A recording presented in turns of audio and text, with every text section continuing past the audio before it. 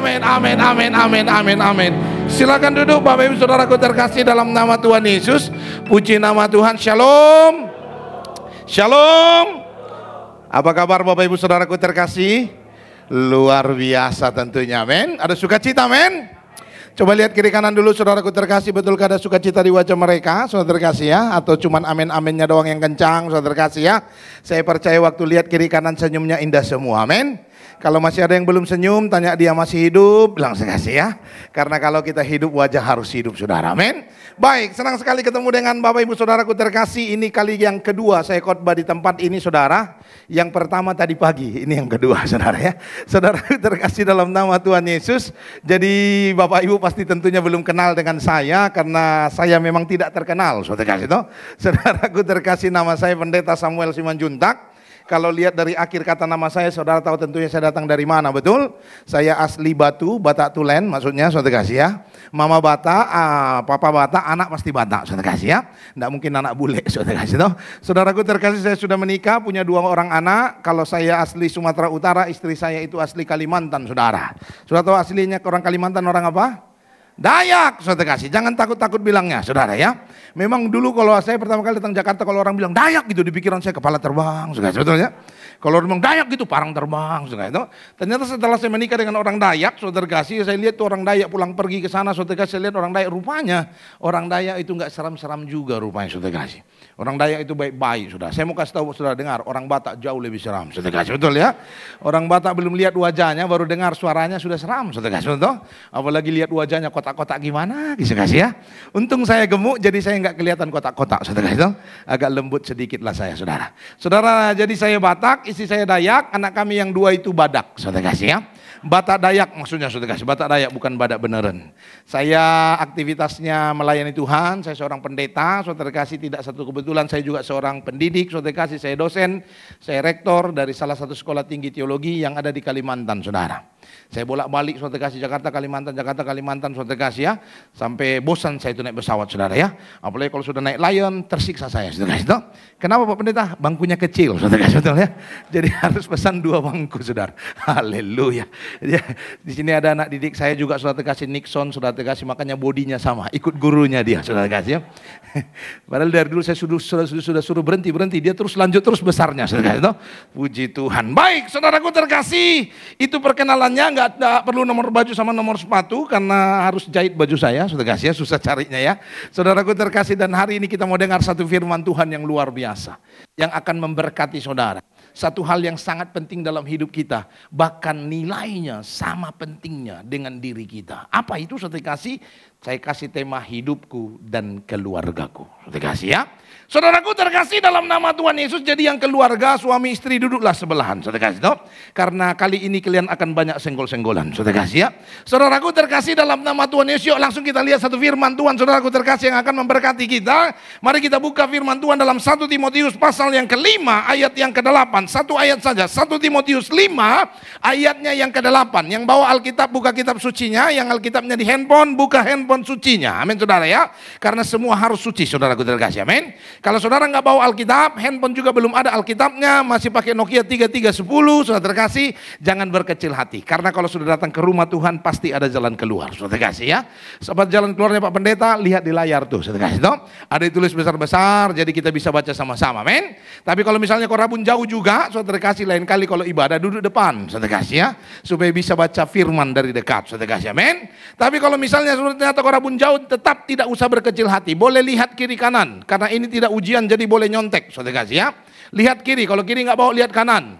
Kanan nggak bawa juga, tepuk pundak mereka, bilang lain kali kalau ibadah kita jangan duduk sebelahan ya, betul ya. Supaya bisa baca firman kita, saudaraku terkasih. Tapi kalau kiri kanan pun nggak bawa, tenang. Firman Tuhan bilang iman timbul dari pendengaran akan firman Tuhan. Jadi kau cukup dengar saja baik-baik, saudara kasih, pasti diberkati Tuhan, amin. Tapi kalau misalnya kau budek juga, saudara kasih ya, ini solusi sudah banyak, tetap aja mentok, saudara kasih toh, tetap ada solusi. Kalau sudah datang ke rumah Tuhan pasti ada solusi. Solusi terakhir apa? Yang budek boleh tidur, saudara kasih ya. Jadi yang boleh tidur hanya yang budek, yang nggak budek dengar sampai selesai, amin. Baik, satu ayat saja, 1 Timotius 5 ayat 8, yang sudah dapat katakan amin. Amin. Yuk kita baca sama-sama dengan suara kencang. 1, 2, 3. Tetapi jika ada seorang yang tidak memeliharakan sanak saudaranya, apalagi seisi rumahnya, orang itu murtad dan lebih buruk daripada orang yang tidak beriman. Saudara perhatikan ayat ini, saudara kasih. Ayat ini keras sekali, tegas sekali ingatkan kita. Saudara dengar, firman Tuhan bilang kalau kau tidak memelihara keluargamu, kalau kau tidak rawat keluargamu, firman Tuhan bilang kau murtad. Dan lebih buruk dari orang yang tidak beriman. Saudara tahu, lihat orang murtad hati kita sedih lihatnya, betul? Kalau dengar ada orang murtad dalam hati kita, aduh kasihannya dia. Nanti mau jadi apalah dia nanti. Aduh nanti kalau dia mati masuk manalah dia. Betul? Hari ini dengar saya kasih tahu buat saudara. Kau boleh sedih lihat orang murtad. Tapi kalau kau tidak pelihara keluargamu dengan baik. Firman Tuhan bilang kau sama dengan mereka. Kau lebih buruk daripada orang yang tidak beriman. Lihat kiri kanan. Dengar itu bilang sekasih. Betul ya? Saudaraku terkasih pertanyaannya adalah saudara, kenapa kok begitu kerasnya firman Tuhan ini tentang keluarga ini saudara kasih? Kenapa keluarga terlihat begitu penting sekali sehingga orang yang tidak memelihara keluarganya dianggap murtad oleh Allah? Saudaraku terkasih, ini yang saya mau kasih tahu buat saudara. Dengar baik saudara kasih. Keluarga itu adalah sebuah populasi kehidupan yang murni kita terima dari Tuhan. Slide lanjut. Saudara dengar, keluarga itu adalah populasi kehidupan, anggota kehidupan yang murni kau terima dari Tuhan. Tidak ada orang yang minta-minta sama Tuhan, lalu dia kompromi dengan Allah untuk menjadikan seorang keluarga dalam keluarga. Tidak ada, saudara kasih. Makanya tidak ada orang yang bisa pilih di mana dia harus lahir, betul? Kalau bisa pilih, saya pilih anak presiden, saudara kasih. Supaya kemana-mana saya dijaga pas pamres. Saudara kasih, betul ya? Aman hidup saya. Kalau bisa pilih, saya pilih jadi anak konglomerat. Supaya 7 keturunan ke depan tidak melarat. Saudara kasih. Tapi persoalannya tidak bisa pilih saudara. Karena tidak bisa pilih, lahirlah saya di Riau di tempat yang panas sana. Saudara kasih. Makanya saya hitam kayak gini saudara. Panasnya enggak kira-kira, bawahnya minyak bumi, atasnya minyak sawit. Saudara kasih. Jadi panas sekali saudara. Karena tidak bisa milih. Hari ini saudaraku terkasih dalam nama Tuhan Yesus. Karena kalau kau tahu dia keluarga adalah pribadi yang tidak bisa dipilih untuk hadir dalam keluarga kita, kehidupan kita. Dengar saya kasih tahu buat saudara. Itu artinya keluarga adalah pemberian Tuhan yang murni buat saudara. Amin. Keluarga adalah Tuhan yang kasih. Kalau kau tidak rawat pemberian Tuhan, kau tidak menghargai Tuhan. Dan tidak percaya pada apa yang dipercayakan Tuhan dalam hidup saudara. Makanya firman Tuhan bilang kalau ada orang tidak merawat keluarganya, dia sama dengan orang yang murtad. Pak Pendeta nggak tahu sih Pak Pendeta keluarga saya. Aduh Pak Pendeta, keluarga saya miskinnya nggak kira-kira Pak Pendeta. Kalau Pak Pendeta tinggal di keluarga saya mungkin Pak Pendeta juga kurus kali. Saudara kasih. Pak Pendeta nggak kenal sih siapa bapak saya Pak Pendeta. Aduh galaknya Pak Pendeta, kasarnya Pak Pendeta. Pak Pendeta nggak tahu sih siapa anak saya, siapa istri saya. Aduh Pak Pendeta, kalau Pak Pendeta jadi saya, mungkin Pak Pendeta stres sekali. Saudara dengar saya kasih tahu buat saudara, slide selanjutnya. Bagaimanapun saudaraku terkasih kondisi keluargamu saudara, saudara dengar baik-baik. Percayalah bahwa Tuhan tidak pernah salah menempatkan seseorang dalam sebuah keluarga. Dari mana Pak Pendeta tahu? Kau pernah dengar nggak ayat firman Tuhan bilang istri yang kudus akan menguduskan suaminya dan keluarganya? Pernah dengar ayat itu? Firman Tuhan bilang suami yang kudus akan menguduskan keluarga dan semua yang ada dalam keluarganya. Tuhan bisa pakai siapa saja. Hari ini kau boleh berkata keluargamu tidak baik, keluargamu tidak benar. Hari ini dengar, kalau Tuhan tempatkan engkau di keluarga itu dan kau tahu kebenaran, maka Tuhan utus saudara untuk menjadikan keluarga itu menjadi keluarga yang benar dan diberkati Tuhan. Amin.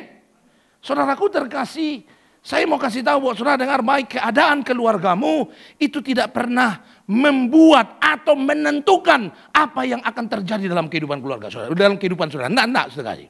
Kalau Tuhan mau berkati saudara, keadaan keluargamu tidak pernah menjadi penghalang berkat Tuhan berlimpah dalam hidup saudara. Amin. Coba slide selanjutnya. Nah, cukup, stop. Coba saudara lihat ini, saudara kasih. Saudara kenal ini siapa? Siapa? Yang tahu bola pasti tahu, saudara kasih, betul ya?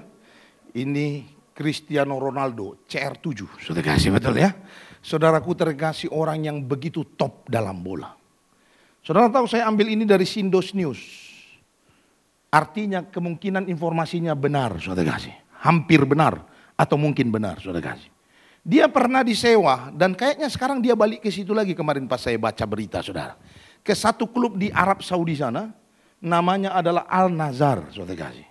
Dan saudara tahu waktu dia disewa di klub itu gajinya, saudaraku terkasih, 1 tahun itu 3,08 triliun.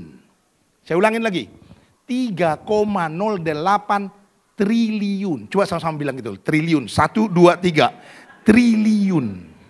Kenapa harus bilang Pak Pendeta? Karena kalau untuk punya kayaknya susah itu, saudara. Betul ya? Hampir-hampir tidak mungkin, saudara. Betul? Saudaraku terkasih, tapi paling tidak kita pernah bilang lah, saudara. Betul ya? Saudara tahu gajinya 1 tahun 3,08 triliun.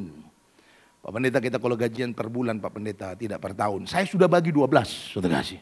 Saudara tahu 1 bulan gajinya berapa? 256,3 miliar 1 bulan. Ada yang gajinya segini sebulan? Boleh angkat tangan. Coba gaji semua. Kalau ada nggak datang gereja dia pasti, saudara kasih. Dia buat gereja di rumahnya, saudara kasih, betul ya? Semua pelayan Tuhan, jemaat disuruh ke gereja di rumahnya, saudara. No? Saudaraku terkasih, sebulan 256,3 miliar, saudara kasih. Itu kalau per bulan, kalau per hari, saudara tahu, 8,5 miliar 1 hari. Ini yang kerjanya jemaat, yang kerjanya tukang, marah lihat ini, saudara kasih, betul ya? Kita udah kerja 1 harian, saudara kasih, dari pagi sampai malam, kerjanya juga berat, saudara kasih, angkat-angkat besi apa segala macam. Cuman 300.000 1 hari kan. Dia 8,5 miliar 1 hari. Itu kalau per hari. Kalau per jam 352,5 juta per jam. Bapak-bapak kalau ngopi bisa 3 jam 4 jam kan. Pulang ke rumah diomelin istri, saudara kasih, betul ya? Karena sudah lama nggak pulang, nggak bawa apa-apa, saudara kasih. Dia kalau ngopi 3 jam, sudah lihat hampir 1 miliar dapat duit di rekeningnya. Itu per jam. Kalau per menit 5,9 juta per menit, saudara kasih. Saudara tahu? Per menit, saudara kasih. 5,9 juta, saudara kasih, luar biasa. Itu per menit, per detik 98.000. Jadi sekali tarik napas dia 98.000, saudara. Tarik lagi 98.000, saudara kasih ya. Ini kalau dia tahu ini, saudara kasih, dia pastikan jangan sampai mampet itu hidung, saudara kasih, betul ya. Karena sekali tarik 98.000, saudara kasih. Saudara bisa lihat nih orang luar biasa, betul. Dalam hati kita, waduh keren banget pasti keluarganya ini. Pasti orang hebat lah ini. Lahir di tempat yang luar biasa, dahsyat, hebat keluarganya. Itu pikiran kita karena kita lihat penghasilannya, saudara kasih. Coba slide selanjutnya. Saudara lihat. Ternyata dulu waktu Ronaldo ini di dalam kandungan, saudara kasih, dia itu adalah orang yang hidup di dalam keluarga yang sangat miskin. Mamanya kerjanya cuma tukang catering, tukang masak di catering orang, bukan yang punya catering, tukang masak di catering orang. Bapaknya tukang kebun, tidak ada kebunnya, tapi kerja di kebun orang, saudara kasih. Itu kerjaan bapaknya. Kakaknya sebelumnya sudah ada 3, saudara kasih. Dan dalam hati orang tuanya, kalau Ronaldo nambah 1 lagi, saudara kasih, ini jadi persoalan berat bagi keluarga. Dan mereka bukan cuma berpikir begitu, mereka berusaha menggugurkan Ronaldo. Supaya Ronaldo ini mati sekalian, saudara kasih. Jangan bikin susah keluarga. Tapi sudah berusaha berkali-kali digugurkan, gak mati-mati itu Ronaldo, saudara kasih. Malah lahir. Setelah lahir, ndak pintar juga ini rupanya si Ronaldo. Nilainya jelek di sekolah. Main mulu kerjaannya, saudara kasih. Orang tuanya kesalnya nggak kira-kira. Sudah dari dulu pengen dimatiin, ndak mati-mati. Pas lahir bodoh pula, saudara kasih. Kau bisa bayangin nggak, saudara kasih? Perasaan orang tuanya, saudara kasih. Kerjaannya main terus. Nilainya jelek, saudara kasih. Sampai akhirnya begitu dia tamat SD. Karena nilainya jelek, itu Ronaldo dimaksudkan kamu sini. Kamu main mulu, bukannya belajar, harusnya belajar, kamu malah main, bukannya sekolah. Sekarang kamu pilih, kamu mau sekolah atau main bola? Ronaldo malah pilihnya main bola, saudara kasih. Kau bisa bayangkan gak kalau anak kita, karena nilainya jelek gara-gara suka main game, terus kita marah, kita panggil, oh sini. Kau lihat nilaimu nih, jeleknya gak kira-kira. Kamu pilih mana, main game atau sekolah? Terus anak kita bilang, main game, oh itu rasanya pengen ambil kampak ke belakang, saudara, betul ya? Disuruh pilih yang benar, pilih yang gak benar, saudara, betul tuh. Sudah bisa bayangin perasaan orang tuanya hari itu, saudara kasih. Dan karena mungkin saking keselnya, orang tuanya mengizinkan dia dibawa satu klub. Masih baru tamat dari sekolah dasar. Ronaldo dibawa pergi, pisah dengan orang tuanya. Orang tuanya pikir dalam hati, bebas dari penderitaan. Dan akhirnya Ronaldo dibawa pergi oleh klub itu, saudara. Saudara dengar, tapi Tuhan kalau mau berkati orang, saudara kasih, cara kerjanya selalu di luar cara berpikirnya kita. Betul? Entah bagaimana ini Ronaldo dikasih karunia Tuhan luar biasa. Pokoknya setiap bola ke kakinya, mantulnya ke gawang terus, saudara kasih. Sampai orang terkagum-kagum lihat dia. Dan sampai orang berani bayar mahal 3,08 triliun per tahun. Saudara dengar, hari ini saya kasih tahu saudara. Kalau keluargamu jauh dari apa yang kau harapkan. Kalau hari ini kondisi keluargamu, kondisi suamimu, istrimu, anakmu, orang tuamu jauh dari apa yang kau harapkan. Dengar, saya kasih tahu saudara. Keluarga itu adalah pemberian yang murni dari Tuhan. Dan pemberian Tuhan tidak pernah menghalangi berkat Tuhan terjadi dalam hidup saudara. Amin. Amin. Saudaraku terkasih, maka hari ini saudaraku terkasih, karena keluarga itu adalah sesuatu yang sangat penting dalam hidup kita.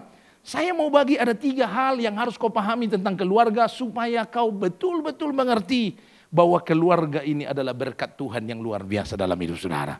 Apa itu saudaraku terkasih? 3 kebenaran tentang keluarga yang dipercayakan Tuhan kepada kita. Apa itu yang pertama? Mari lihat ayat tadi. 1 Timotius 5 ayat 8 firman Tuhan bilang, tetapi jika ada seorang yang tidak memelihara sanak saudaranya, apalagi seisi rumahnya, orang itu murtad dan lebih buruk daripada orang tidak beriman.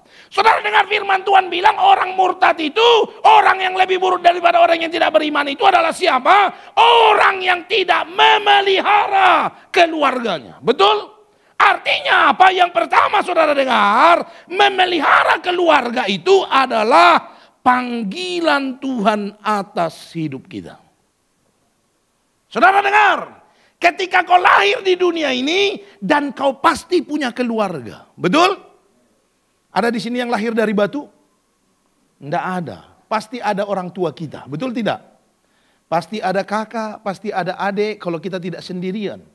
Artinya dia siapapun kita pasti ada keluarga. Hari ini dengar firman Tuhan bilang, ketika kau lahir di dunia ini, satu panggilan Tuhan yang penting yang harus kau pahami dengan baik adalah tugasmu memelihara keluarga yang ditempatkan Tuhan dalam hidup saudara. Apa itu memelihara? Saya tulis, saya baca di Kamus Besar Bahasa Indonesia, saudara. Memelihara itu artinya ada 5. Merawat, menjaga, merawat, menyelamatkan, melindungi, dan mengusahakan yang baik. Maka maksudnya kalau kau tahu kau punya keluarga dan Tuhan tempatkan kau dalam satu keluarga, maka tugasmu adalah menjaga keluargamu. Merawat keluargamu, menyelamatkan keluargamu, itu tugas saudara. Bagaimana supaya jemaat, supaya keluarga saudara percaya pada Kristus, itu tugas saudara, bukan tugas orang lain. Jangan saking susahnya anakmu diatur, saudara kasih, kita serahkan aja nih ke gereja. Kau pikir gereja penjara, saudara kasih, betul ya? Saudaraku terkasih, gereja itu tempat dia mendengar kebenaran, tapi aplikasi kehidupan itu dalam keluarga. Kita bertugas menyelamatkan dia. Kita bertugas merawat keluarga kita. Ada banyak orang saudaraku terkasih, begitu sudah sukses, orang tuanya sudah tua, diserahkan ke panti jompo. Betul? Saya ketemu dengan orang kayak gini, saudara kasih. Lalu saya tanya dia, ini orang kaya. Saya tanya dia, kenapa kenapa mama sama bapak itu dimasukin ke panti jompo? Saudara tahu jawabannya apa? Luar biasa jawabannya. Dia bilang sama saya, Pak Pendeta, kalau di panti jompo Pak Pendeta, itu orang tua kami terawat dengan baik. Makannya teratur, minumnya teratur, istirahatnya teratur, ibadahnya teratur. Semua teratur Pak Pendeta. Dan orang tua kami sehat. Saya bilang sama dia begini, dengar, sama saudara juga. Kalau ada saudara yang taruh orang tua di panti jompo, dengar saya ngomong, sudah kasih. Saya bilang, Pak, Bu, yang kau bilang itu betul. Betul karena apa? Karena memang itu tugas mereka. Karena mereka dibayar untuk itu. Tapi hari ini firman Tuhan bilang, tugas melawat orang tua itu tugas kita, bukan tugas orang lain. Jangan kalau sudah mati saja, nangisnya kayak KKR. Betul kan? Ada banyak orang begitu kan? Kalau orang tua sudah mati, bukan cuma panjang nangisnya bisa semalam-malaman. Mama saya ini baik ini, mama saya ini pintar sekali masak ini, mama saya ini sangat mengasihi. Semua kebaikan orang tuanya disebut. Kalau sudah mati saja saudaraku terkasih, kuburannya lebih mahal dari rumahnya. Kenapa lebih besar begitu dari rumah kuburannya? Supaya nanti kalau kita nggak punya rumah Pak Pendeta, kita tinggal di sana. Saudara kasih, betul ya? Jadi sama-sama kita beli. Saudaraku terkasih dalam nama Tuhan Yesus, dengar.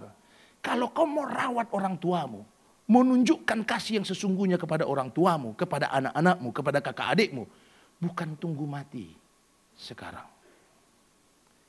Saat ini waktunya. Coba saudara lihat ayat ini. Coba Matius pasal 19 ayat 19. Dengar firman Tuhan bilang begini. Hormatilah ayahmu dan ibumu dan kasihlah sesamamu manusia seperti apa katanya?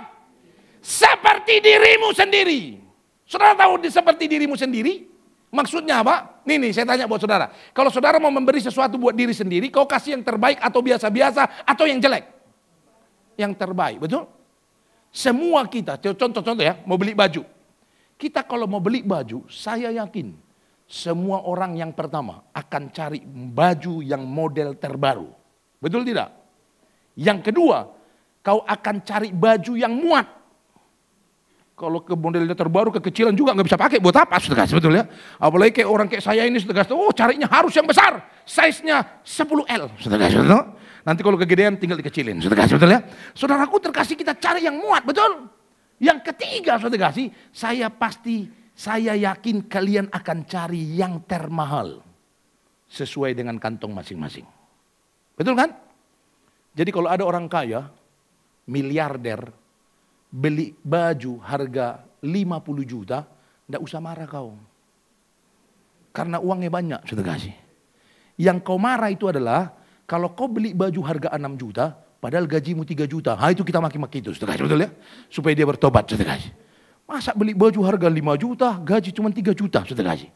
Saudaraku terkasih, artinya semua orang akan beli sesuatu yang terbaik buat dirinya. Betul tidak? Hari ini firman Tuhan bilang, dengar. Waktu kau mau melakukan sesuatu buat keluargamu, buat orang tuamu, buat kakakmu, buat adikmu, kasih yang terbaik. Seperti waktu kau kasih buat dirimu sendiri. Jangan kasih sisa-sisa. Itu baju udah gak dipakai, kasih buat mama. Itu celana sudah gak muat lagi, kasih buat bapak itu. Betul ya? Jadi semua orang tua dapatnya yang second. Sudah second dikecilin lagi. Betul ya? Pantatnya udah mau bolong, ditambal. Baru kasih orang tua. Kau terlalu, saudara kasih. Ada orang begitu kan, selesai makan malam, bilang sama anaknya, karena tinggal dengan orang tuanya sebelahan. Selesai makan, bilang sama anaknya, nak, antar itu lauk, masih ada sisa itu, kasihlah sama opa oma itu, kasihan opa oma. Kasih aja daripada nggak dimakan juga. Lah namanya cucunya, anak kecil, nggak mau pusing. Dia dikasih tahu orang tuanya, diantar aja sama dia. Nggak pikir apa-apa dia, saudara kasih. Diangkat sampai ke rumah opa, oma, ini ada lauk dari rumah dikasih mama. Opanya waktu terima, semua opa-oma sama. Waktu datang cucunya senangnya nggak kira-kira, betul? Dia terima itu makanan, bilang mama terima kasih ya. Lalu oma ya, iya oma, langsung dia balik lagi ke rumah. Sampai di dapur, saudara kasih di ruang makan, itu dia ambil sendok, saudara kasih lalu disedoklah itu gulai, saudara kasih. Pas disedok, tinggal ceker dan lehernya, saudara kasih. Saudara tahu? Dalam hati orang tua, dia bilang begini, aduh kasihannya saya. Dulu waktu mereka kecil, aku rela makan ceker dan lehernya. Asal mereka makan dagingnya. Sekarang mereka sudah sukses dan hebat. Aku makan lehernya lagi, saudara kasih. Coba saudara lihat, nggak kejam banget kita kan? Kejam banget. Saudara kalau sadar itu bertobat kau, saudara kasih, betul ya? Saudara dengar nih pesan saya buat saudara. Coba selanjutnya dengar ini, saudara kasih. Kau mau percaya mau enggak, dengar saya, saudara kasih ya. Ini pesan dari saya buat saudara. Saudara dengar. Engkau hanya memiliki kesempatan mengasihi keluargamu, itu hanya di saat engkau sedang bersama dengan mereka. Ada banyak orang bilang, oh enggak Pak Pendeta, tenang Pak Pendeta. Nanti kalau saya sukses, saya janji akan kasih yang terbaik buat orang tua saya. Bohong. Kalau kau sukses, aku jamin kau punya banyak hal yang kau pikirkan dalam dirimu. Bahkan kadangkala banyak orang sukses tidak pernah memikirin orang tuanya. Saudara tahu Indonesia terkenal dengan cerita maling kundang dan teman-temannya kan? Betul tidak? Banyak kali cerita kita kayak gitu kan? Cerita-cerita banyak sekali kan? Saudara tahu kenapa cerita begitu lahir? Karena memang itu realita yang terjadi kebanyakan. Jadi jangan kau bilang tunggu sukses. Kau belum sukses saja lupa sama orang tua, apalagi sudah sukses. Justru hari ini, waktu kau masih bersama-sama dengan mereka, lakukan yang terbaik. Mama saya sudah dipanggil Tuhan, sisa bapak saya. Bapak saya ini rajin video call sama saya. Pokoknya setiap pagi video call. Seringkali setelah video call saya sedih, saudaraku terkasih. Kadang saya nangis, saudara. Kenapa? Karena saya berpikir, kenapa kok bukan saya yang duluan nelpon beliau. Tapi saya memang kegiatannya banyak sekali. Bangun tidur saja, saudara terkasih, sudah banyak yang saya pikirin, saudara. Sampai akhirnya memikirkan orang tua pun saya lupa, saudara terkasih. Saudaraku terkasih, jadi jangan bilang kau tunggu sukses. Hari ini kalau kau masih bersama dengan keluargamu, masih sama istrimu, masih sama suamimu, masih sama orang tuamu, masih sama anak-anakmu. Dengar, sekarang waktu yang paling pas untuk engkau melakukan yang terbaik buat mereka. Karena kau tidak punya kesempatan itu selamanya. Ada kalanya kesempatan itu akan hilang dari saudara. Jadi hari ini kau harus memenuhi tanggung jawab panggilanmu bagi keluargamu. Amin. Lihat kiri kanan bilang, jangan pura-pura enggak dengar kau bilang sekasih, betul ya. Saudaraku terkasih, itu yang pertama, saudara kasih. Yang kedua, saudara kasih. Slide selanjutnya. Lihat ayat ini. Tetapi jika ada seorang yang tidak memelihara sanak saudaranya, apalagi seisi rumahnya, firman Tuhan bilang orang itu murtad dan lebih buruk daripada orang yang tidak beriman. Saudara perhatikan, firman Tuhan bilang orang kalau tidak melihara keluarganya, ini orang bukan cuma tidak beriman, tapi lebih buruk dari orang yang tidak beriman. Maksudnya apa? Saudara dengar, slide selanjutnya. Perhatikan baik-baik. Yang kedua, memelihara keluarga itulah rupa iman kita yang sesungguhnya. Tidak ada gunanya kau teriak-teriak kencang kau beriman, tapi kau tidak pelihara keluargamu. Itu bohong. Di mata Tuhan kau murtad namanya. Karena kalau kau mau tahu kau beriman atau tidak, lihat dari bagaimana kau memperlakukan orang tuamu, anak-anakmu, suamimu, istrimu. Itu gambaran iman yang sebenarnya. Kenapa bisa begitu, saudaraku terkasih? Slide selanjutnya. Orang beriman akan terlihat dari bagaimana mereka memperlakukan anggota keluarga mereka. Kenapa bisa begitu, saudara terkasih? Karena kehidupan yang sesungguhnya itu ada dalam keluarga. Bukan di gereja atau di tempat lain. Betul? Coba, saudara di gereja berapa jam? Berapa jam saudara di gereja? Berapa? 2 jam, nggak sampai orang kita udah mau jam 11 sudah mau ibadah lagi, saudara, betul ya? Saudaraku terkasih, kecuali Pak Sitorus, Pak ini saudaraku terkasih, itu kalau itu bisa berapa jam Pak? 6 jam, saudara terkasih, betul ya? Saudara dari jam 7 tadi kita sudah sama-sama, nanti sampai jam 11 jangan kabur Pak ya, saudara, betul ya? Saudaraku terkasih, dalam nama Tuhan Yesus paling 2 jam, paling lama. Itu pun kalau pengkhotbahnya kayak saya. Ada pengkhotbah 20 menit udah selesai kan, saudara? 1 jam ibadahnya, saudara, betul ya? Saudara dengar, kita di gereja cuma sebentar. Makanya apa yang kau lihat rupa orang di gereja, itu bukan yang sesungguhnya. Orang kalau sudah di gereja itu, kadangkala malaikat pun minder lihat mereka. Mulai dari masuk pintu depan saja sudah kelihatan penuh urapan luar biasa, betul? Dari shalomnya saja sudah merinding kita dengarnya. Karena shalomnya di samping lembut, bergetar, saudara kasih. Jadi waktu dia bilang shalom, shalom, saudara, itu rasanya sejuk di hati dengar. Orang kalau di gereja saudara kasih bersenggolan, kita disenggol sama orang, bukan nyenggol, kita disenggol sama orang sampai mau kejengkang kita gara-gara disenggol orang, kita yang minta maaf, betul tidak? Kita padahal sudah mau jatuh kesenggol, sorry, saudara aja. Itu kalau di gereja. Kalau di gereja orang injak kaki kita walaupun sakit, minta maaf juga kita. Pak, sorry kakinya di atas kaki saya, tolong angkat Pak, sakit soalnya, saudara, betul ya? Cepat-cepat Pak, angkat Pak, aduh udah meluka itu, saudara. Minta maaf kita, padahal kita yang diinjak, saudara, betul? Itu di gereja. Nah ini dengan saya kasih tahu saudara, kalau kamu mau tahu kau orang beriman, jangan lihat dirimu di gereja. Tapi lihat waktu di rumah. Waktu di rumah, kau masuk rumah, bilang shalom enggak? Atau jangan-jangan anak tahu bapaknya datang gara-gara banting pintu. Jadi kau goblok! Oh bapak pulang, saudara kasih, betul ya?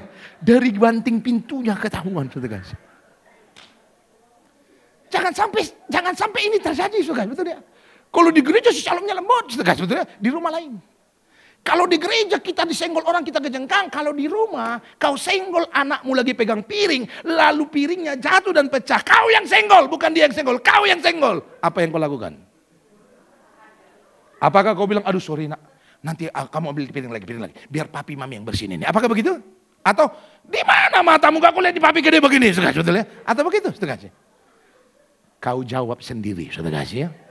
Dan hari ini dengar, jangan bilang kau orang beriman kalau kau tidak memperhatikan keluargamu dengan baik. Amin. Jangan bilang orang beriman, saudaraku terkasih, tapi kau tidak mengasihi keluargamu. Ribut sama keluarga, sampai Tuhan sudah mau datang, baru mau berdamai, saudara itu. Itu pun karena tanda-tandanya jelas, saudara itu. Kalau tanda-tandanya nggak jelas, nggak berdamai, saudara. Apakah begitu, saudara? Coba, makanya firman Tuhan bilang nih, coba lihat firman Tuhan ini sekali.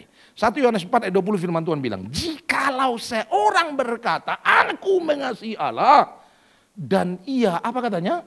Membenci saudaranya, maka ia adalah apa katanya? Lihat kirikan, kau suka bohong nggak? Bilang sekasih, betul ya?